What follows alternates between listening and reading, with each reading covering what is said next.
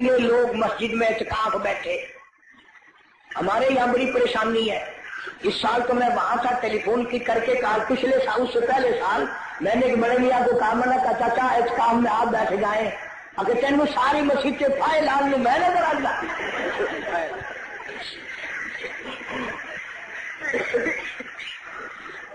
چٹی داڑھی قبر کی تیاری، مسجد میں بیٹھنے کو تیار نہیں، سارا دن بیٹھک میں ہوٹلوں پہ بیٹھ کے بکواس کرے گا، پر مسجد میں بیٹھ کے رونے دھونے کی توفیق نہیں۔ مولانا مجری رحمت اللہ علیہ نے فتویٰ دے دیا انگریز کی فوج میں بھرتی ہونا حرام ہے۔ یہ تمہارا کراچی کا خالق دین حال، اس میں کیس چلا، مولانا کو طلب کیا گیا، شیخ مدنی تشریف لے آئے، انگریز افسر کہنے لگا مولانا آپ نے یہ فتویٰ دیا، اب اگر تم میں سے کوئی ہوتا یا چلو میں ہی ہوتا تو پتہ کیا جواب دیتا، اوہو ہو آپ نے میرے فتوے کا مطلب ہی نہیں سمجھا، فوراً چکر کاٹ جانا تھا۔ وہ مدنی فرمایا میں نے فتویٰ دیا تھا، اب بھی دیتا ہوں اور یہی فتویٰ دیتا رہوں گا۔ مولانا محمد علی جوہر رحمہ اللہ نے جھک کر پیروں کے ہاتھ رکھ دیے، حضرت انگریز کا ارادہ بڑا غلط ہے، سخت سزا دے گا، تھوڑے سے نرما جاؤ۔ فرمایا کیوں؟ مجھے کیا نرمانے کی ضرورت ہے؟ انگریز افسر کہنے لگا معلوم ہے اس کی سزا کیا ہے؟ فرمایا سزا دینا تیرا کام ہے، سزا بھگتنا میرا کام ہے۔ کہنے لگا اس کی سزا موت ہے، پھانسی ہے۔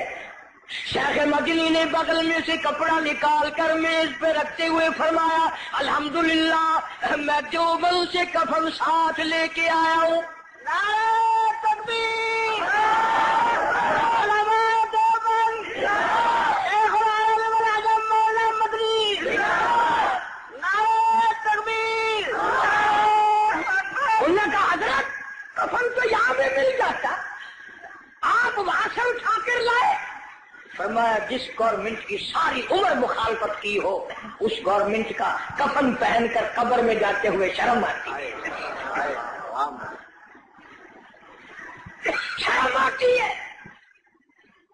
کفن کی بات آ گئی، سلطان عالمگیر رحمت اللہ علیہ جیسے بادشاہ وقت نے چاٹاگان کی پہاڑیوں سے لے کر در خیبر تک کا حکمراں، ایسا بادشاہ نبی پاک صلی اللہ علیہ وسلم کی 5000 حدیث پاک جس بادشاہ کو زبان نہیں یاد تھی، قرآن کا عالم تھا، مفسر تھا، اس نے محنت کر کے ٹوپیاں سی کر چاندنی چوک دلی میں کھڑے ہو کر 6 روپے باران نے بنائے، تھیلی میں بند کر کے اوپر لکھا عالمگیر کا کفن ان پیسوں سے خریدا جائے۔ کبھی تیرے دماغ میں بھی آیا کہ میں حلال کمائی کا کفن تو بنا رکھوں؟ اصل تو بناؤ گے نہیں، اور اگر بنا بھی لوگے نا تو پتہ بہو کیا کہے گی، یہ کفن اپنے بیٹھک میں رکھو بچوں کو ڈر لگتا ہے۔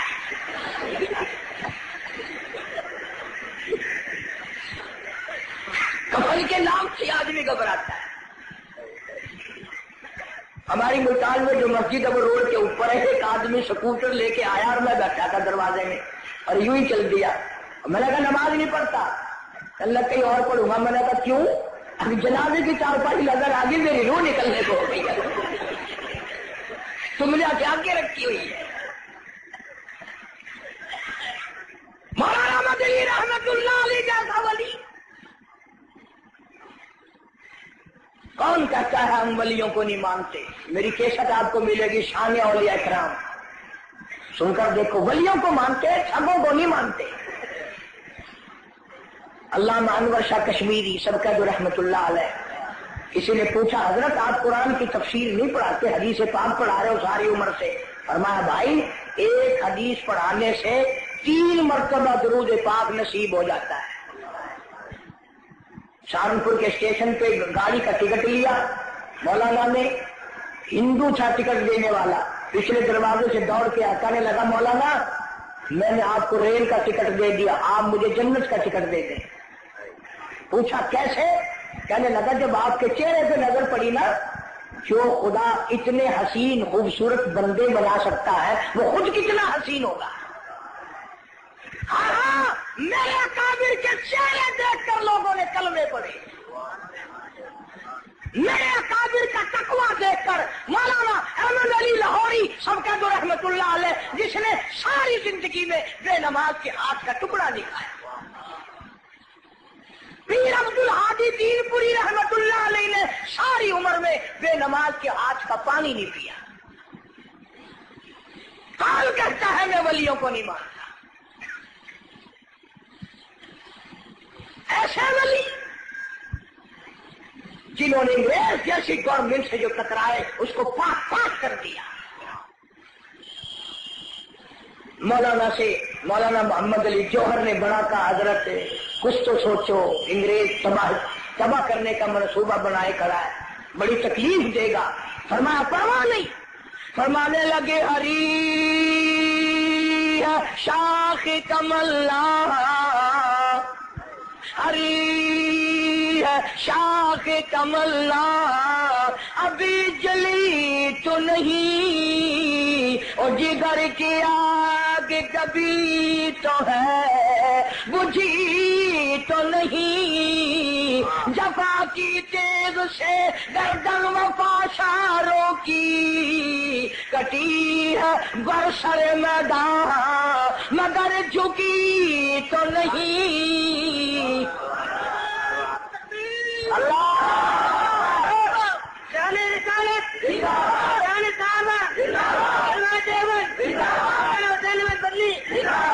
کون ان کا مقابلہ کرے؟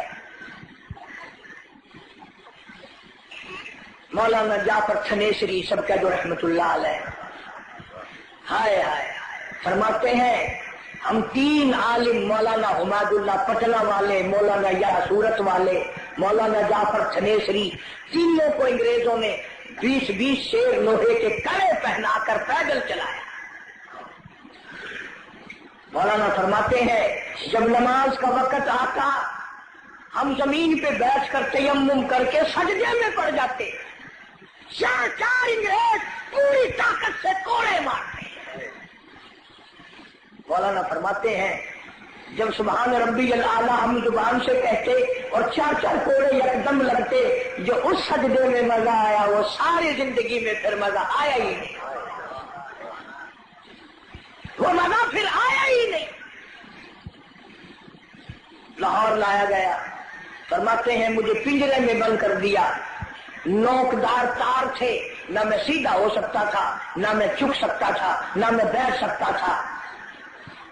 میں نے سوچا میرا آخری وقت ہے، میں نے لمحہ بلمحہ ہر سانس میں درود پاک پڑھنا شروع کر دیا، میری موت آئے درود شریف پڑھتے ہوئے آئے، میں دنیا سے جاؤں آقا کی ذات پہ صلی اللہ علیہ وسلم درود پاک پڑھتا ہوا جاؤں۔ فرمایا میں پڑھتا رہا، اچانک مجھے چکر آیا، میں نوکدار تاروں پہ گرا، ادھر مجھے کالی کملی والے کا دیدار مل گیا، ادھر مجھے محبوب خدا صلی اللہ علیہ وسلم کا دیدار مل گیا۔ اور فرماتے ہیں میں اس لیے کہتا تھا لیے پھرتی ہے بلبل، لیے پھرتی ہے بلبل، اور چوچ میں گل، اور ڈھونڈتی ہے شہید ناز کی تربت کہاں ہے۔ اللہ کے نام پہ مرنے والے، وطن کے نام پہ مرنے والے، اسلام اور قرآن پہ مرنے والوں، خدا کی قسم ادھر دم نکلتا ہے، ادھر جنت کی حوریں انتظار کرتی ہیں۔ بس بھی جذبہ جہاد کے نام پر آپ کو کیسٹ ملے گی، سچی بات ہے ہمت نہیں اب تو اتنی ہوتی نہ جانے آپ لوگوں میں کون اللہ والا کا کیسٹ لیں آپ، وہاں لندن کی کافی ساری تقریریں آگ اور نماز اور عذاب مل جائیں گے آپ کو۔ اللہ پاک عمل کو توفیق عطا فرمائے۔